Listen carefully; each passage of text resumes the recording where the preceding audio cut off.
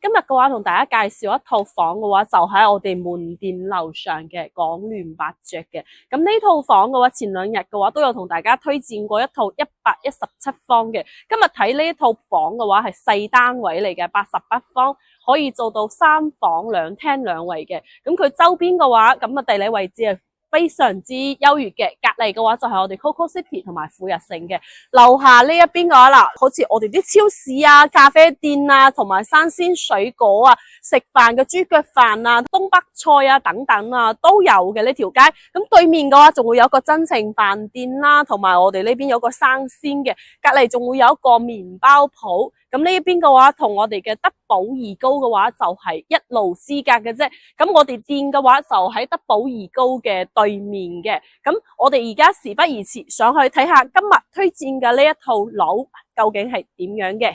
呢套房嘅話喺我哋港聯百爵呢邊嘅話，算係比較少一種帶裝修嘅戶型嘅。睇出去嘅話，朝南嘅一個景觀，睇我哋嘅小區遠景啦。出面左手邊嘅話，望到我哋嘅真情飯店嘅。樓下嘅話，食嘅嘢嘅話係非常之多嘅。咁呢套房嘅業主係住咗一段時間剛搬走嘅，咁佢收拾得係非常之乾淨啦。廳呢邊嘅話都係比較方正，開發商嘅原始膠標重新改造嘅。咁嗱，你而家過嚟跟住我睇下呢個部門油料嘅。咁一入門嘅話，咁佢呢邊本身係會有一個贈送嘅空間嘅，因為佢開發商嘅話幫手裝修過之後嘅話，改造咗之後，我哋呢個廚房嘅話大概係有7.6個方嘅，廚房都唔細㗎。而家好少好似我哋呢種8方嘅話，佢呢一個廚房可以做到咁大，而且仲係3房2廳2衛呢一個佈局嘅。咁業主呢邊嘅話都係成分咁賣房，而家嘅話總價都係80零萬嘅啫。咁呢邊嘅話，跟住我睇下休息區呢邊嘅佈局啦。咁佢係乾濕分離同衞生間嘅。咁啊呢個房間嘅話，佢個飄窗都打咗嘅。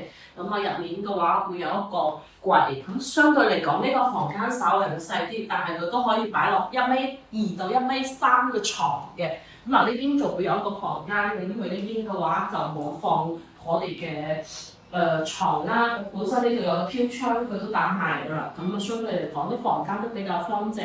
兩個房間嘅話都係朝南嘅。咁主人房呢邊嘅話都擺咗衣櫃，仲帶埋套間嘅。咁呢個佈局嘅話，咁放咗5個床嘅話，都係唔會好結㗎。如果你最近都響博愛路上面揾緊呢啲小3房嘅，總價又唔係好高嗰種嘅話，都不妨過嚟了解下呢一套。業主係誠心咁想賣房嘅，有興趣想要了解嘅，評論區話我知。